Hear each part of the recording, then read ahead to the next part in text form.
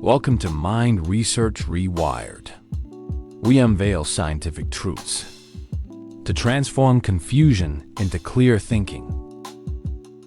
Unlock a sharper, more effective you based on proven research. Subscribe now and elevate your life. Imagine you're wandering through this incredibly bustling train station, right? And you are just scanning the platforms, desperately looking for a lost briefcase that is literally packed with cash. Right, the classic opportunity. Exactly. It's there somewhere. Yeah. But what if you suddenly realize that the train station itself doesn't actually exist? Oh, man. Yeah, today we are taking a massive deep dive into some research that proves, almost everything you've been taught about, finding a business opportunity might actually be completely backward. It is a total paradigm shift. It really is. And if you are an ambitious founder right now, like grinding out a venture in the trenches, we are going to fundamentally fracture how you view building a business today. Yeah, we're looking at a pretty pivotal working paper. It's from researchers Sharon Alvarez and Jay Barney over at Ohio State University's Fisher College of Business. Right. And it's titled Discovery and Creation, Alternative Theories of Entrepreneurial Action. And the core premise, it just forces you to audit your entire reality. Which is what we love to do here. Exactly. It asks, are you trying to find an opportunity that already exists out there in the wild? Or, are you trying to create one entirely out of thin air? The way you answer that, it dictates every single move you make from here on out. It completely rewires how you draft a business plan, how you engineer your product, and, critically, whose money you actually decide to take. 100%. So the paper breaks this down into two very distinct frameworks. Let's start with a traditional view, the one basically everyone learns in business school, which is discovery theory. Right. So discovery theory, it essentially assumes that opportunities are created by exogenous shocks to a market. Okay, exogenous meaning external. Right, exactly. Think of a sudden regulatory change or a massive demographic shift or, the invention of a new technology like the smartphone. Oh, yeah. These external shocks disrupt the status quo and they tear open a gap in the market. But the crucial detail here, and this is what you have to internalize, is that the gap, the opportunity, it exists completely independently of you, the founder. Which brings us right back to that train station analogy from the start. Because the paper uses this incredibly vivid metaphor. In discovery theory, opportunities are quite literally like lost luggage at a train station. Yes. The luggage is just sitting there. It exists whether anyone comes along to claim it or not. Exactly. It has physical reality. So your job as a founder is just to systematically scan the environment, spot the unclaimed bag, and basically bring your agency to it. You are claiming what is already there. Yeah, it's essentially a game of search and discovery. You're just looking for the gap. Right. But, and this is where it gets crazy, Alvarez and Barney introduced this powerful counter perspective, which is creation theory. This is the good stuff. Oh, it's amazing. In this framework, opportunities are endogenous. They are not caused by outside shocks at all. Wait, so where do they come from? They're created entirely by the actions of founders who are just actively exploring ways to produce new things. They do not evolve from pre-existing industries. They literally do not exist until you start taking action. Okay, hold on. Let me just play devil's advocate for a second. Go for it. Because building something completely from scratch, it sounds incredibly romantic, sure. But practically speaking, isn't that just a recipe for burning through all your cash? Well, If a market doesn't exist yet, how do you even know what direction to build in? Isn't it just infinitely cheaper and honestly smarter to just scan the market for that lost luggage and fill a proven gap? if you are looking for a safe, incremental win, yeah, maybe. Okay. But if we were talking about radical innovation, you aren't just finding a gap. You aren't climbing a pre-existing mountain of opportunity that someone else already mapped out for you. Right. Under creation theory, you are literally laying the bricks and building the mountain yourself, action by action. See, I want to push back on that metaphor a little bit, though, because, a mountain is a natural formation, which almost contradicts the whole idea of human creation. Okay, fair point. Let's ground this in the physical reality of building a product. Because I know a lot of you listening are in the middle of a complex hardware or physical product build right now. Yeah, let's hear it. Say you are a founder, and you're trying to launch a completely unprecedented piece of technical apparel. You want to perfectly balance this highly conceptual avant-garde design with insanely complex technical functionality. Okay, like what? Like an advanced waterproofing system Yeah. that somehow remains entirely 100% breathable. Oh, wow. Good luck. Right, exactly. If you go look for the market data on that specific jacket, you will not find it. The lost luggage is simply not there. Because nobody knows they want it yet. Exactly. The market for this jacket cannot exist until you physically manufacture a prototype. You literally put it on a human being, Yeah. and people see it and realize, oh my God, I need this. You didn't find the market. You generated it through the physical act of creating the product. That is the exact mechanism of creation theory right there. The physical act of making the thing produces the information that creates the market. It's wild. And this raises a really fascinating psychological Fuck, question. this is my favorite part. Right. Because if the nature of these opportunities is fundamentally different, like one is found and one is built, does that mean the people who chase them have to be fundamentally different from the rest of us?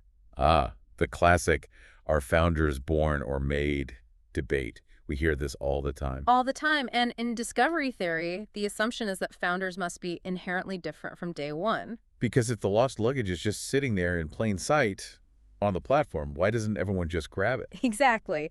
Discovery theory basically argues it's because entrepreneurs possess what researchers like Israel Kirzner call entrepreneurial alertness. Entrepreneurial alertness. Yeah, it's essentially the sixth sense for spotting market gaps.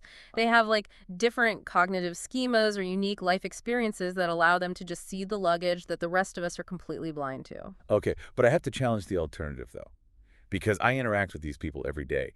And ambitious founders, I mean, they are wired differently from the jump. You think so? I do. You see it in their risk tolerance, their drive, that just relentless obsession that an average corporate employee simply does not share. Yeah. I mean, are you saying anyone can just decide to be a visionary? Well, the research on creation theory actually corrects that assumption, and it does so by focusing heavily on path dependence. Okay, break it down. So creation theory suggests that at the starting line, entrepreneurs might actually be completely indistinguishable from everyone else. Wait, really? No special traits at all? There is no innate, like, founder gene required. Yeah. Instead, it is the highly path-dependent process of acting, iterating, failing, and just surviving the absolute chaos of creation that actually rewires their brain. The process makes them different over time. So the journey itself is the forge. Precisely. Imagine two individuals with identical risk profiles. One stays at a super predictable desk job, right? The other takes one small incremental action to build a new venture. The founder observes the market reaction to that action, pivots, and then takes another step. That relentless inductive learning process magnifies what were initially just imperceptible differences. Wow. So 5 years later, the founder looks like a completely different breed of human. They possess this wild risk tolerance and vision, but it was the process of building the venture that transformed them, not their DNA. That honestly reframes everything. You don't need permission from your genetics to go build something significant. Exactly. But let's look at the specific cognitive traits this process actually reinforces, because the paper points out that certain cognitive biases, like things a traditional psychologist might literally diagnose as flaws, they actually become functional superpowers for founders in a creation setting. Oh, absolutely. Things like systematic overconfidence. Yes. Or the willingness to generalize from incredibly small samples. Which is so counterintuitive. Because in a traditional corporate environment, generalizing from a small sample is like a fatal error. If you make a multi-million-dollar supply chain decision based on a conversation with 3 customers, you will probably get fired. Oh, you're definitely getting fired. Yeah. Because it completely lacks statistical significance. Right. But in the creation realm, where you are building an unproven startup, you literally don't have the luxury of statistical significance. You don't have the time or the money. Exactly. If you're building that unprecedented waterproof jacket we talked about, you can't go survey 10,000 people because they don't even know what the fabric feels like. Right. You have to build a rough prototype, show it to like 3 people, watch their eyes light up, and just say, okay, that's our signal in the noise. We're going all in. Yes. If you aren't a little bit systematically overconfident, you would just succumb to the ambiguity and never take the leap in the first place. You've perfectly identified the transition point there. Because if the founder's brain is constantly being rewired by the chaos of building, how do they actually make concrete decisions when they can't even see the road ahead? Right. How do you steer the ship in the fog? Exactly. The paper maps this out by breaking this fog of war into 3 distinct levels of darkness. You have risk, ambiguity, and uncertainty. Okay, let's define those parameters for everyone listening, because using the wrong decision-making tools in the wrong context will absolutely sink your venture. It will destroy it. So, in a state of risk, both the possible outcomes of your actions and the probabilities of those outcomes are known. You have historical data. You can basically map out a bell curve. Right, and that is the realm of discovery theory. Okay. Then you have ambiguity. Under ambiguity, the possible outcomes are known, but the probabilities are entirely unknown. So you know what could happen, but you completely lack the data to calculate how likely any of it actually is. Exactly. And then you step off the map entirely into uncertainty, The void. the pure creation realm. In true uncertainty, neither the outcomes nor their probabilities are known. You don't know what will happen, and you couldn't calculate the odds even if you did because the information required to make a prediction simply hasn't been generated yet. That is heavy. Huh? So consider the daily tactics of a founder, right? If you are operating in a discovery context, under risk, you leverage all those classic financial and analytical tools. The business school stuff. Yeah, you use discounted present value to estimate future cash flows. You use real options analysis to evaluate different strategic choices. You run massive customer focus groups to validate your assumptions. Because the historical data actually exists to feed into those models. Exactly. But if you drag those same exact analytical tools into a creation context, It is actively destructive. destructive. Yes. If you are operating under true uncertainty, trying to calculate the net present value of a product that doesn't exist is literally worse than useless. Because you're just making it up. You are inputting completely hallucinated numbers. And a customer focus group cannot tell you the value of a solution to a problem they don't even know they have yet. Wow. Okay, this is where we really need to unpack the mechanisms of how founders actually survive uncertainty. Yeah. Because if they can't use spreadsheets and they can't use focus groups, what are they actually using? Well, the paper mentions things like heuristics, biases, logical incrementalism, and this amazing concept called bricolage. Let's talk about bricolage. I love this concept. It's so good. It's an anthropology term originally, and it essentially means making do with whatever resources are immediately at hand. Like MacGyver. Basically, yeah. Yeah. Instead of raising $10 million to build a perfect state-of-the-art manufacturing facility, a founder using bricolage will, use a friend's leftover warehouse space, tear apart discarded hardware they found, and stitch together an incredibly ugly but functional prototype. Right. They aren't optimizing, they are surviving through sheer resourcefulness. And that ties directly into inductive learning, which is a vital distinction you have to understand. Deductive learning is what we all do in school, right? We Yeah. start with a grand theory, you gather the data, and you test it. Right. But inductive learning is the exact opposite.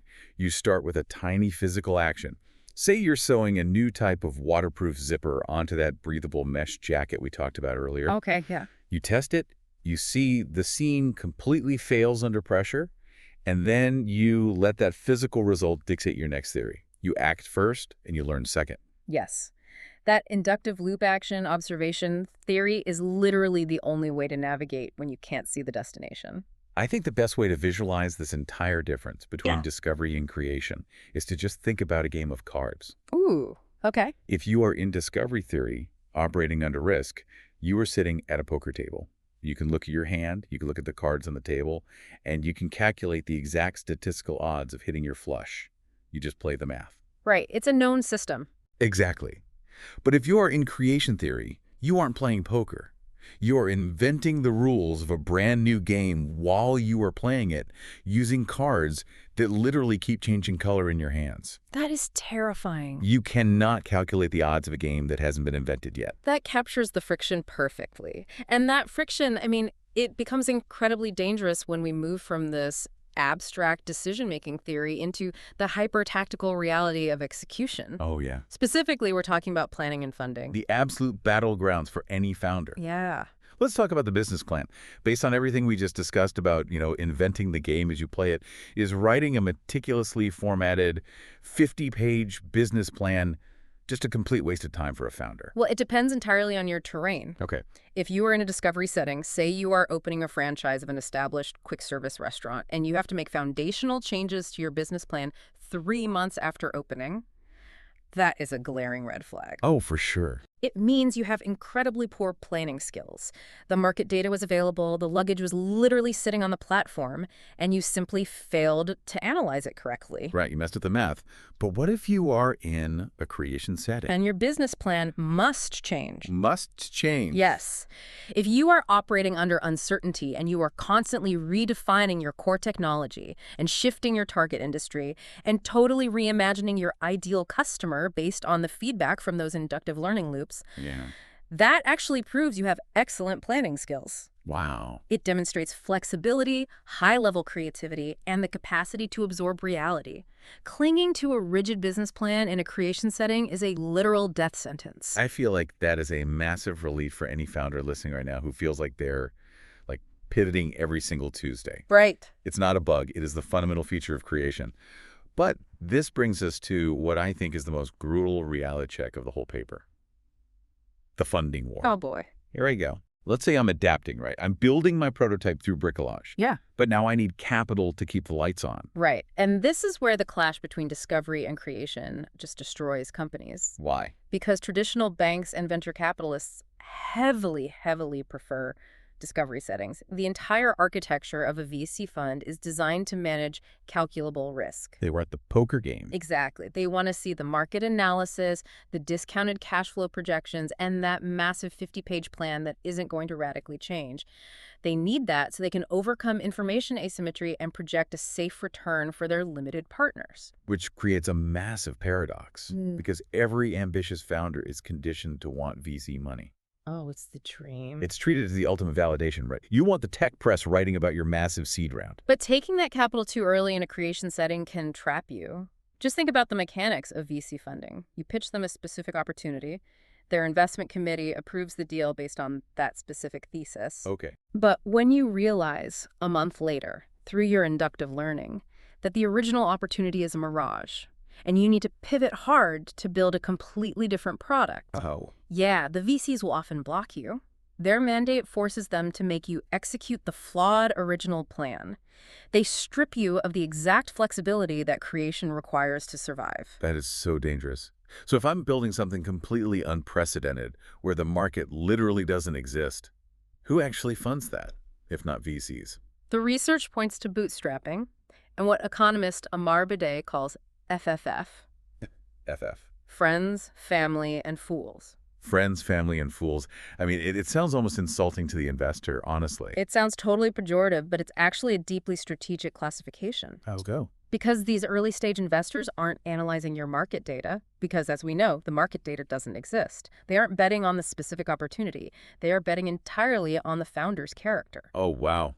They're investing in grit.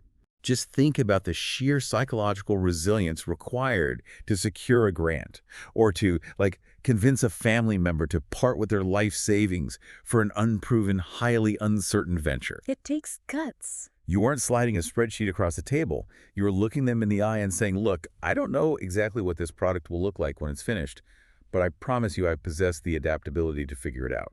Yeah. You're basically selling your capacity to survive. Exactly. And the beautiful thing is, as the venture matures, as your inductive learning actually generates real data and you establish a solid customer base, your context shifts. You leave uncertainty. Yes. You move out of creation and into discovery.